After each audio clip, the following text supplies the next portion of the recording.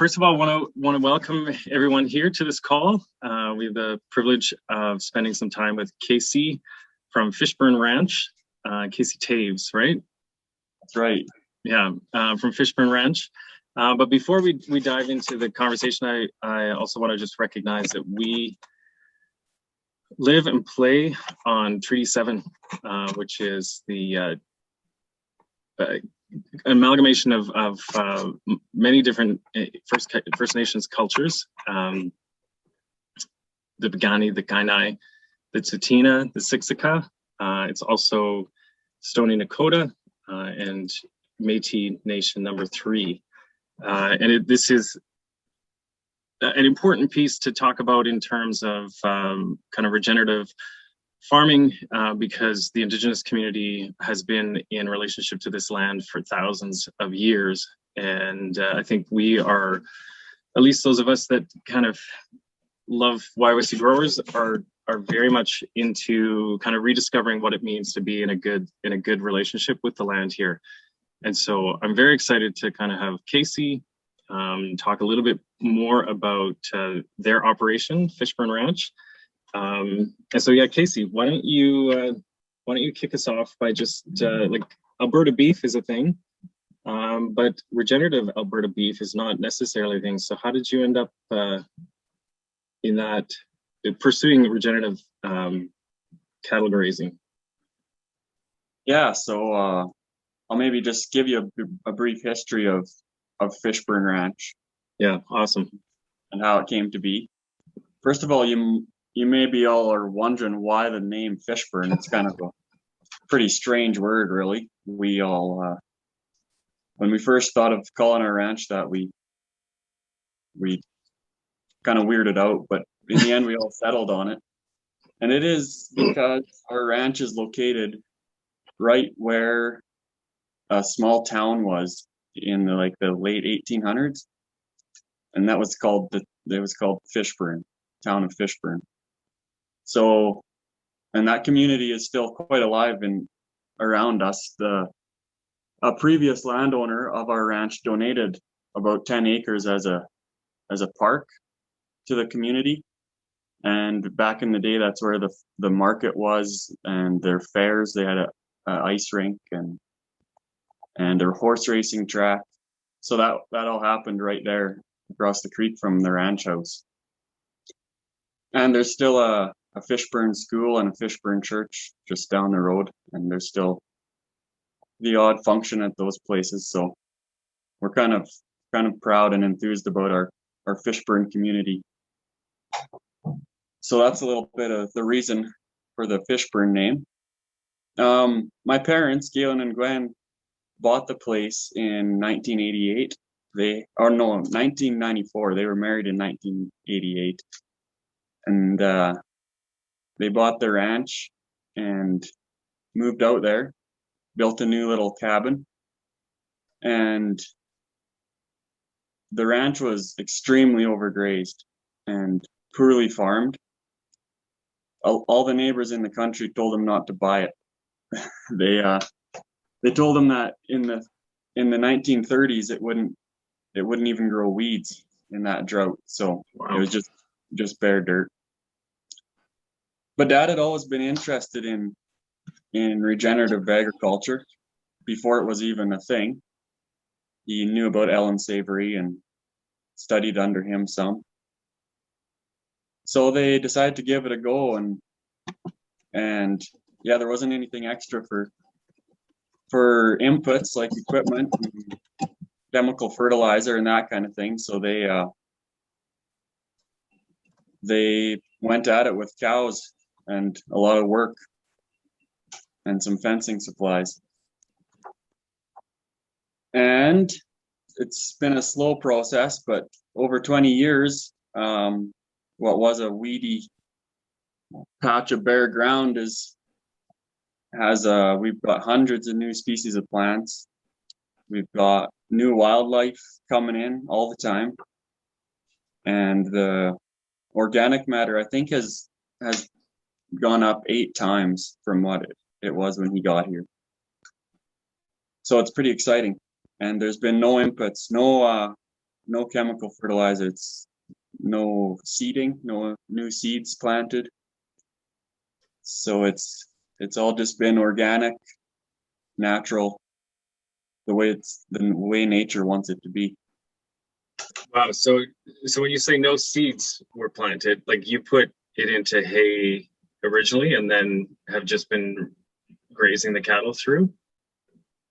I feel like the previous owner maybe planted hay. It was in hay then. Okay. We have experimented with the odd seeding, and it hasn't really worked. The only thing that's really worked is just the cattle and improving the soil, and the seeds are there. The seeds, there's a seed bank that's hundreds of years old that they're there waiting for the right environment. And once you get that, the plants come. Interesting. So not new seeds, then maybe old seeds. Is that what you're saying? Yeah, and seeds that have like been brought in by birds or wind or that kind of thing. And so I think I heard you mention one time too that they're seeing some species of plants that they haven't seen in the area for a long time. Yeah, native species that are basically extinct have been showing up. So that's pretty cool. Yeah, I don't know if you all heard that there in this very understated. So some extinct native species that are supposed to be growing in that area that everybody thought, we've decimated and we've destroyed them, are now, because of what you're doing with your cattle, re-emerging. So tell us more. How did this happen? So you want to, like, if we explain our grazing process, yeah, a little bit, we try to keep the main thing is a high impact with the cow herd, and then a long rest period. That's kind of the key. Explain what that means. So we in an ideal world, we'll go onto a very small pasture that we create with temporary electric fence. Like, I don't know, we go 1 million pounds per acre, 1 million animal pounds per acre, which is a very intense trampling effect. They move in there. They just about every plant either gets stepped on, pooped on, or bitten, and then they move off of there, like, as soon as that's happened, basically. So, like, how long? Well, it depends on numbers, like, depends on the cow herd size. So sometimes we've done it, our typical is once a day. Okay. We move them once a day. We have gone really intense. A few years back, when me and my brother were wondering what to do one summer, Dad made us move them every 15 minutes. And so that was 3 million pounds per acre, I believe. That was pretty steady job. It wasn't very sustainable as far as labor, but it was a fun experiment. And it kept you guys out of trouble, I'm sure. Yeah. Dad wasn't so dumb. No.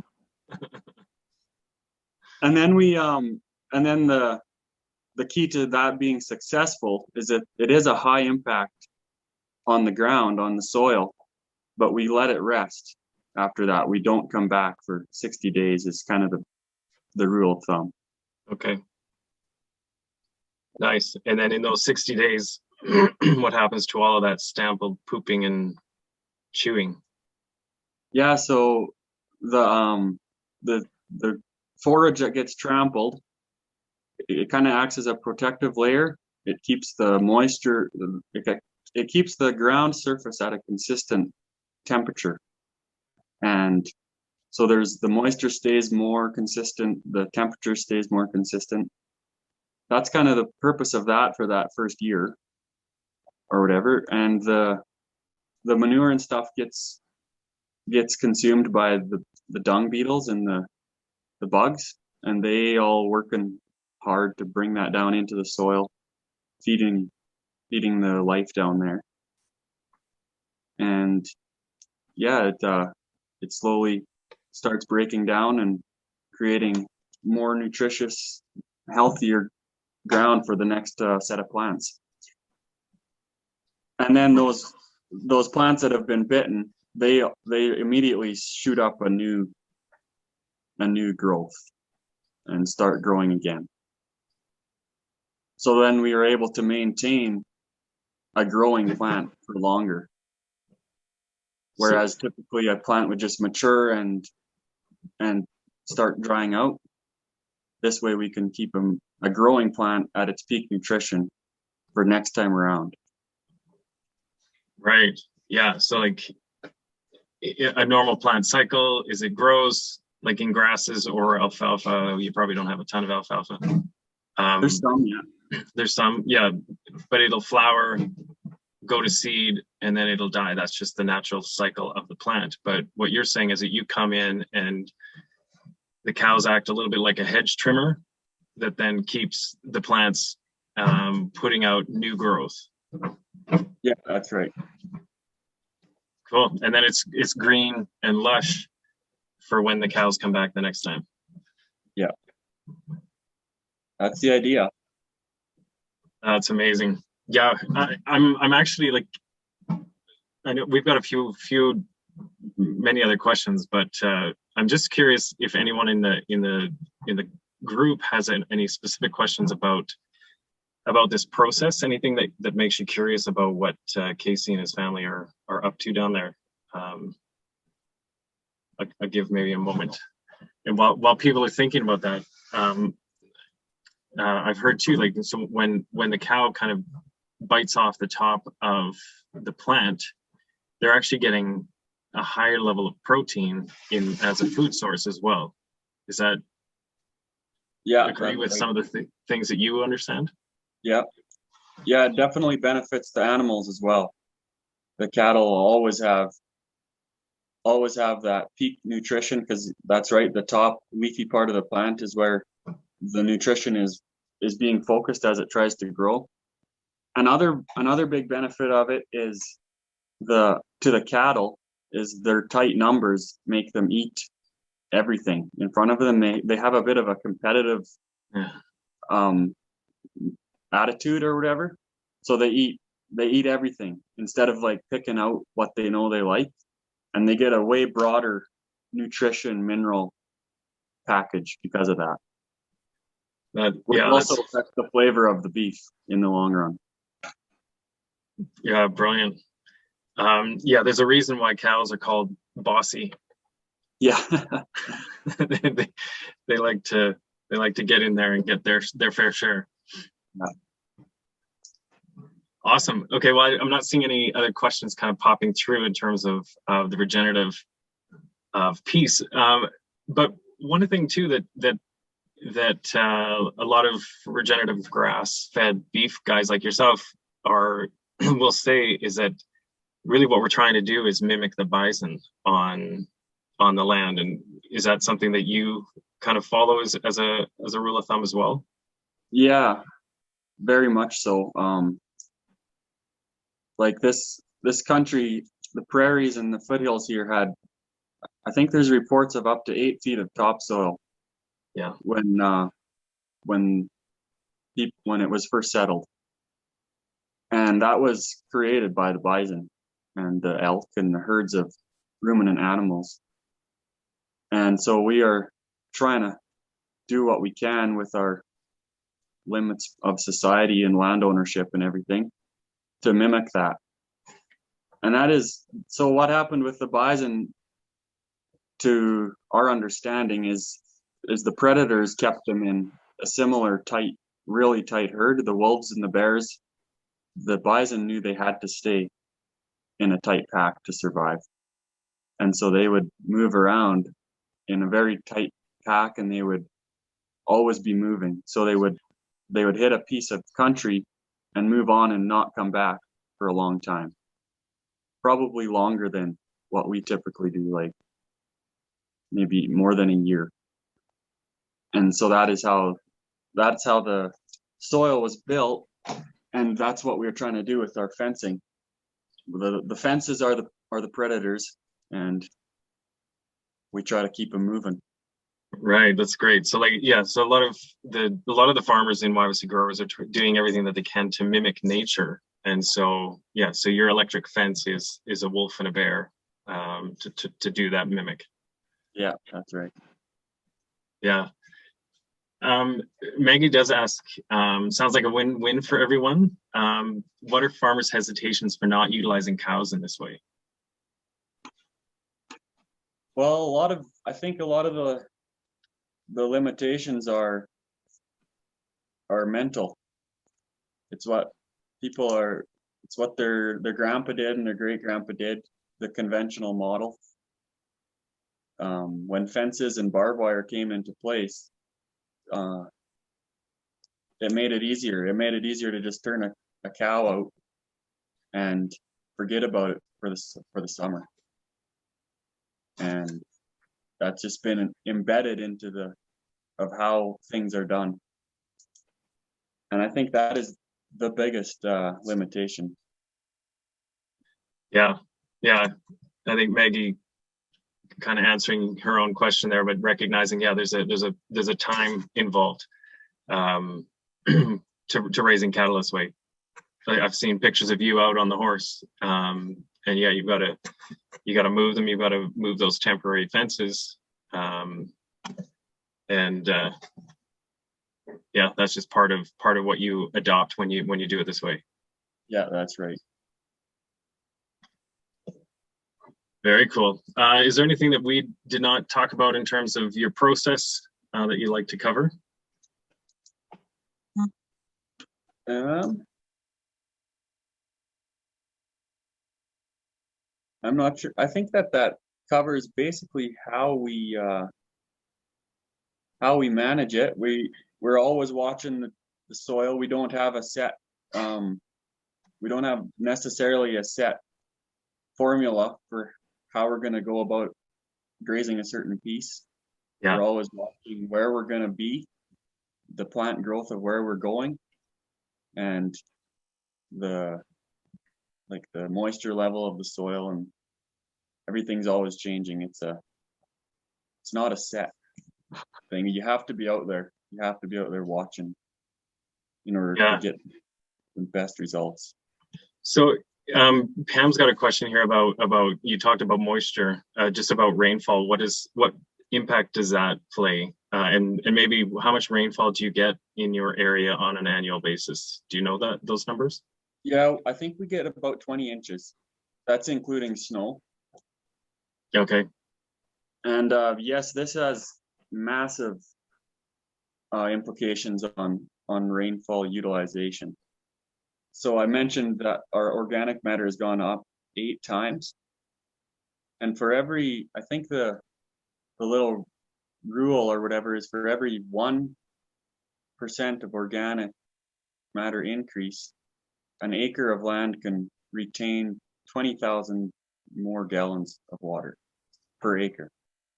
So that's massive in a drought situation like a lot of Alberta is experiencing right now.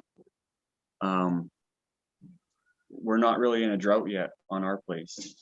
Right. Down a little bit under the leaves, it's still moist and cool down there.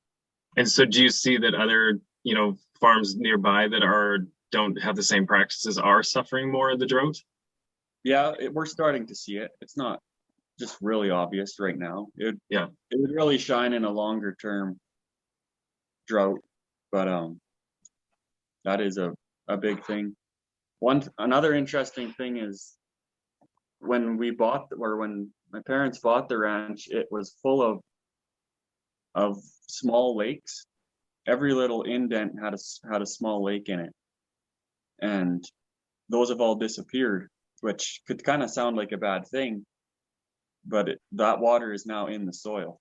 Instead of running down into the bottom and pooling because it can't soak in, it just goes into the soil, and all that organic matter just holds it in place. And a lot of the lakes have, or just about all of the lakes have disappeared.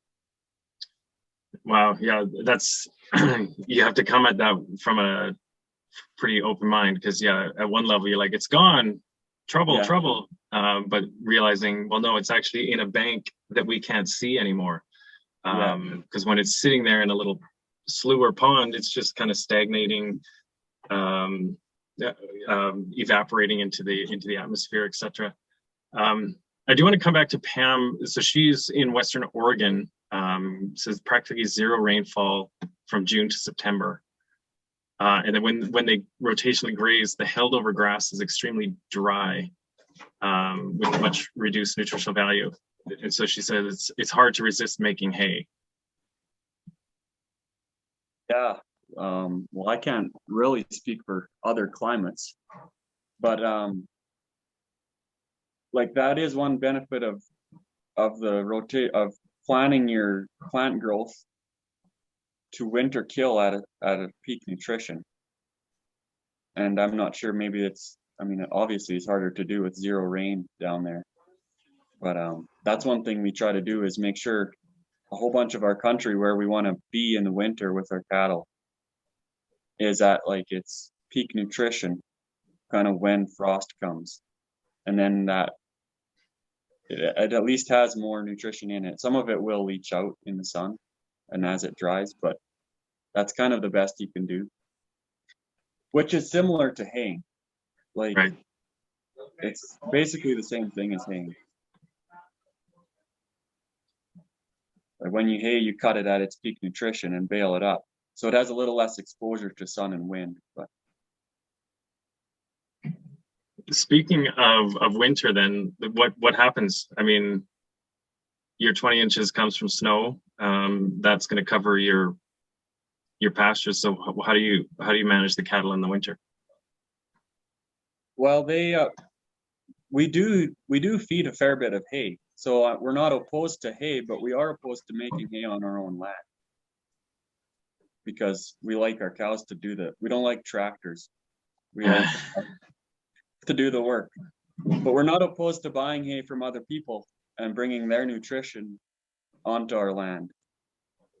So we do feed quite a bit of hay in the winter, but we do stockpile as much grass as we can, and the cattle they dig for it. They'll dig through a lot of fluffy snow. It's when it gets hard and crusty, then you got to feed them, but they learn to dig for that grass, and it does well under the snow. And so so you still have them out in pastures in the winter as well? Yeah, everything stays out on pasture in the winter. They don't move around as much because there's nothing growing. You don't have to worry about injuring new plants. Right. Cool. There's a couple other questions that came through here. AAG music is like feedlots is one of the reasons why farmers just do the easy way, because they know that they can finish them out there.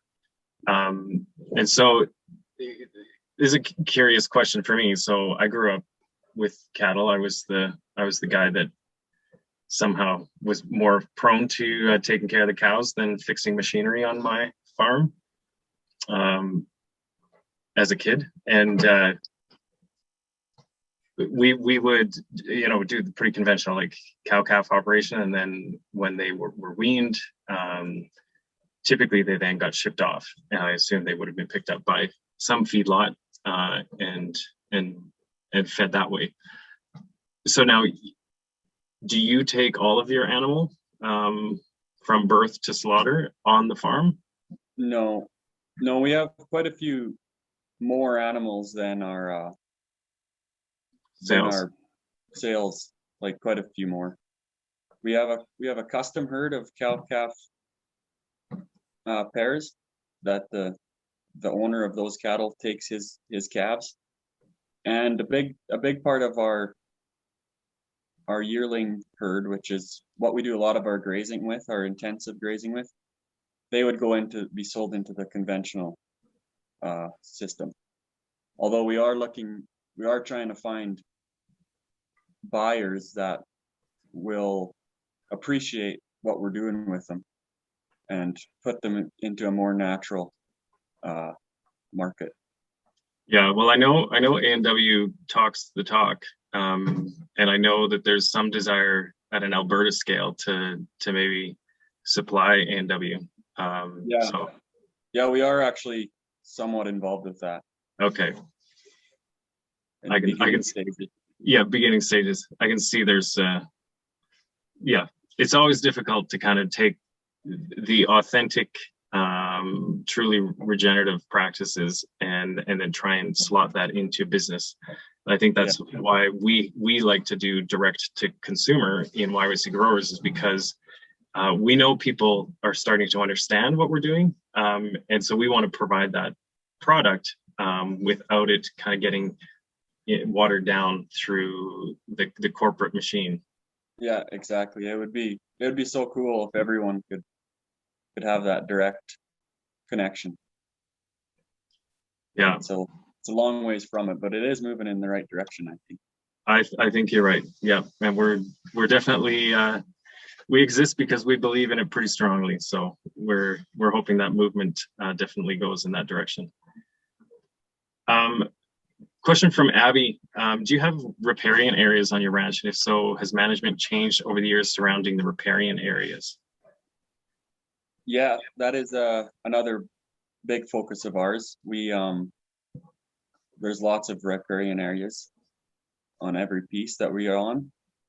And we try to, when at all possible, we fence them off and keep the cattle out of them, or else let them go in for a very short time and do a skim graze kind of, and get them out, and then pump water out of those water bodies and into a trough, so that they aren't walking into the water, making it muddy and damaging the fragile banks and that kind of thing. And on our home ranch, like a lot of our cattle go out to leased land in the summer, but on our home ranch, where we have more control of infrastructure, we've set up waterers, and like we've built our fencing system around water sources so that the riparian areas aren't impacted at all. Do you end up having anything that you have to follow specifically from the government and that's managing the riparian, or is that really kind of your own? It's our own. I mean, there are people, the government is watching, and I think they would step in if you were causing havoc, but it doesn't seem to be an issue here. Yeah, cool. So a lot of people in our world are really being told, like, stop eating beef. Beef is what's contributing to climate change, and if we can stop with the beef, then we can have a hope for a future on the planet. So what do you think about that? Well, I think it's a bunch of hogwash. Yeah, I don't know. To me, it's full of holes, that narrative. It's kind of like the cattle are a scapegoat for a lot of the other problems that are happening, and there's some big companies that are making money off of pushing that idea, and they can pay for a lot of advertising and that kind of thing. Like even the worst conventional system doesn't create more emissions than like just about every other industry out there. I don't feel like the cows are the problem, but what I think the message we need to get out there is the cattle can be the solution to healing the environment and helping with climate change and carbon sequestration. And so I'm not sure how to get that out there more, but I wish it was more obvious. Yeah, and I think, I think there's people like yourself that are, I mean, yeah, your parents have been dedicated to this. And yeah, I mean, in a context where people are like, oh my gosh, all this crazy stuff's going on, and yet you guys have remained true to this sense of call that you have to kind of treating the earth this way, and actually using cattle in the best possible way that they can to kind of repair it. So I think there is like this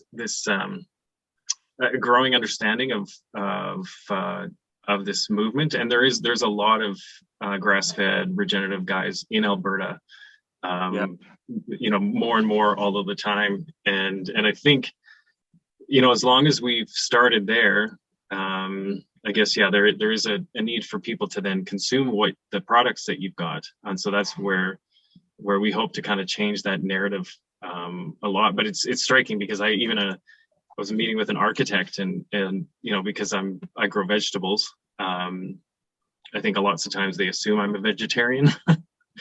And he's like, yeah, I've really been trying to reduce my beef consumption, and I'm like, why? You should get regeneratively grown beef, because it's part of the solution. So the more you eat the beef, especially here in grasslands, the more that we eat beef in Alberta, the more we actually contribute to the solution for climate. Mm-hmm.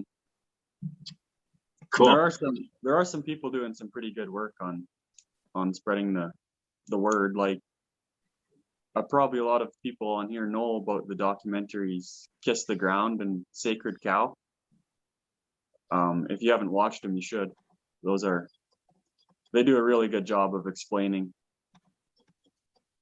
the reality of it, the common sense approach,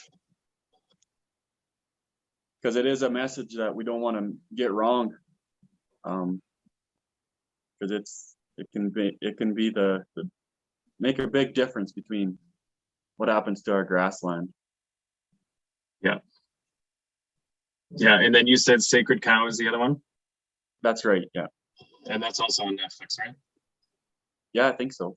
Yeah, right on. Now, what's the situation? So we've very much been trained to like beef that's been fed a lot of grain and fattened in those ways. Like, that's kind of the typical beef that we've gotten used to or accustomed to. Like, what would you say in terms of people eating grass-fed beef? Is there a flavor difference? Is there, should you do something different to prepare it? Well, it is leaner, and so there is, as far as preparation, I think a lot of times lower heat and slower heat is better. It helps break down some of the muscle fiber a little better. But I do feel like there has been a bit of a bad rap on grass-fed and finished beef that doesn't necessarily need to be there, because a lot of people put their cattle on, they like the grass finished idea, and so they don't feed their cows any grain, but their cattle the genetics have been so developed to finish only on grain that they won't finish on grass. And so they bring them in finally when they think it's time, but they're not actually ready to butcher. And we feel like grass finished beef can be well marbled and can have lots of flavor and have better flavor than grain because of that diverse plant.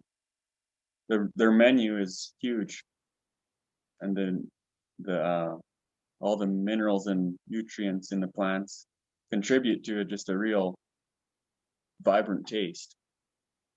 So I feel like some of the qualms about the taste of grass finished beef don't need to be there if you can get your hands on the right stuff.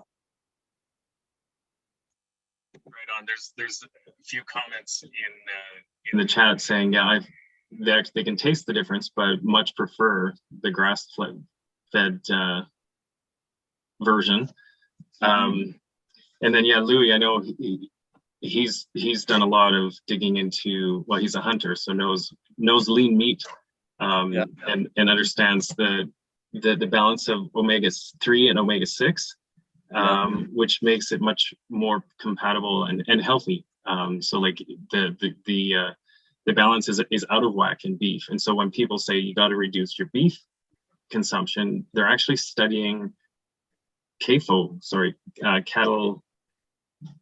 What's the CAFOs or CAFOs? Yeah, the big farm factories for cattle. And so that's what typically people study. And often they study that with all different vegetables. They look at conventional. And so a lot of our studies have been done on conventional products. And so, yeah, when we want to really kind of do a deep dive into the nutrition, we need to make sure that the source that they are studying is actually plants, animals that have been grown with nature as the guide. And then study how it impacts humans' consumption. Because I think we also are nature. And when we consume food that's been grown as close to nature's way as possible, there's huge benefits for us. And again, that's a huge commitment that we have here at YYC Growers, is to try and do all of our food as close to nature, because we feel like it really does benefit the human person. Yeah. And a point I was going to bring up on that health benefit of growing things nature's way is, I guess I feel like maybe the real benefits aren't measurable by science, or aren't discovered yet anyway. Just like when I'm out here moving my cows around, the benefits are everywhere, and I can't even explain them necessarily, but it's so obvious. Like, the birds are happy, the bugs are happy, there's so much life, and everything is improving. There's no way that the meat itself or the vegetables in a natural sense can't also have like unlimited benefits.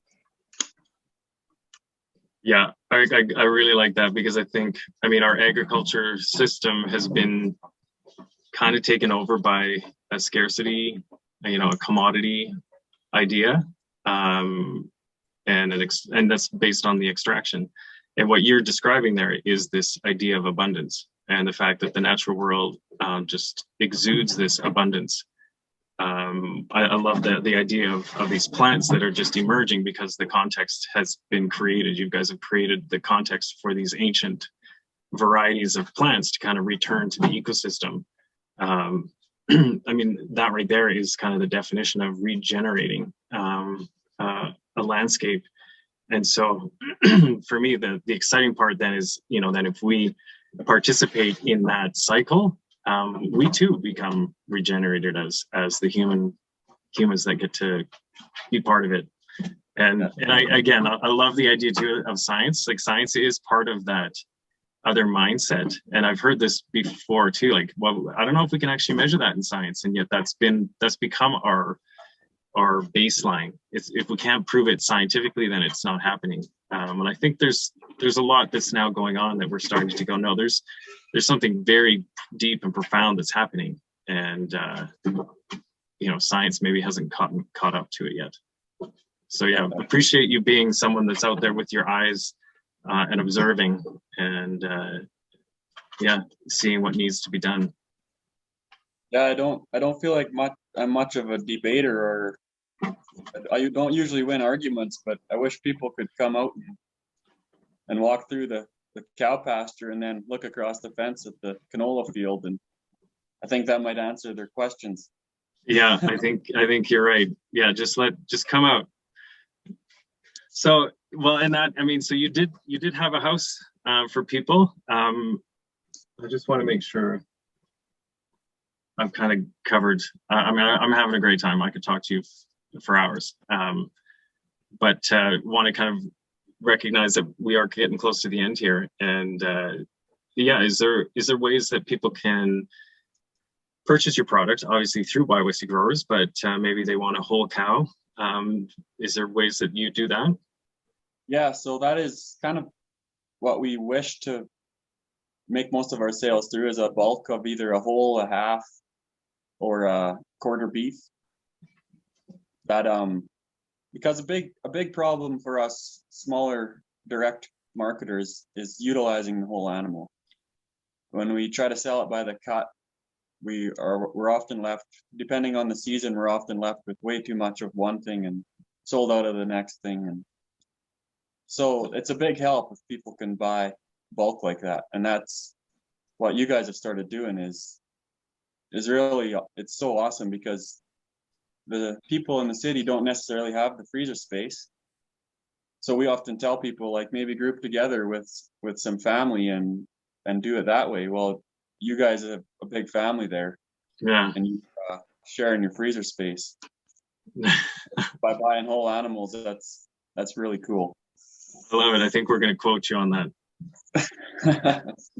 And but yeah, we do sell by the cut as well. Yeah, we come up to the farmers market at Hillhurst Sunnyside there in Calgary twice a month or every other week.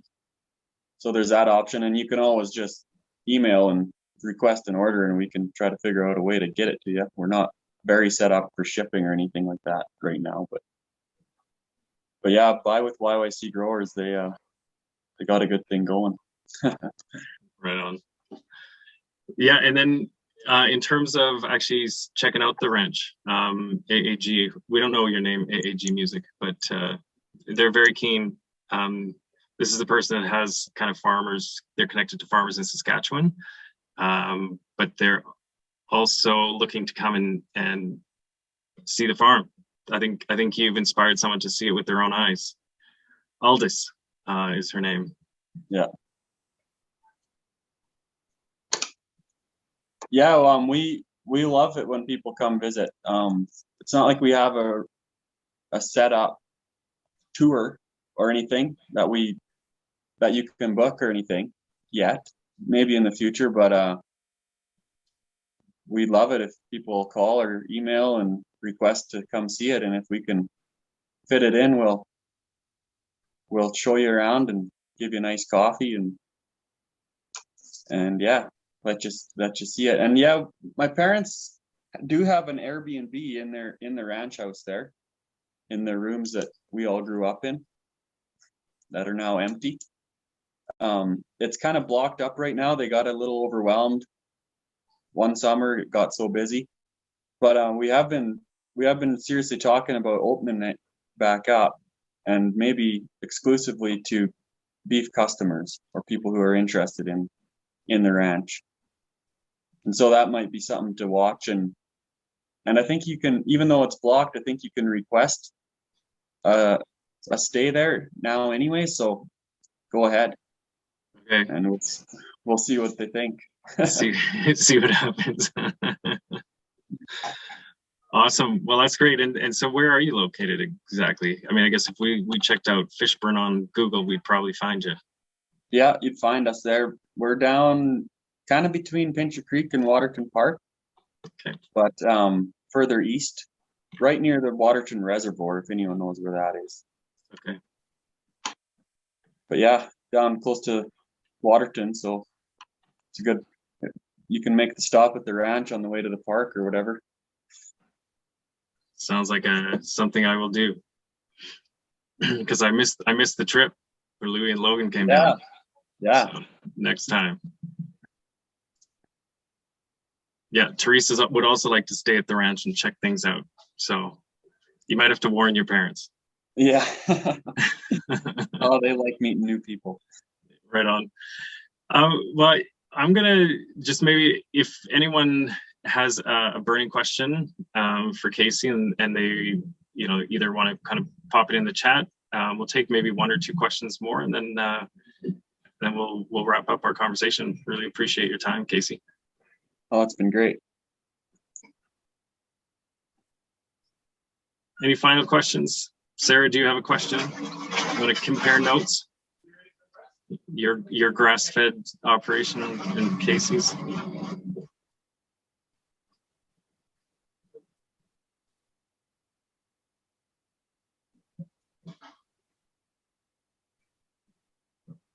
All right, well, it doesn't look like there's anything burning coming here. So okay. Maggie says, thanks so much for this conversation. Have a great day. I'd love to echo your words there, Maggie.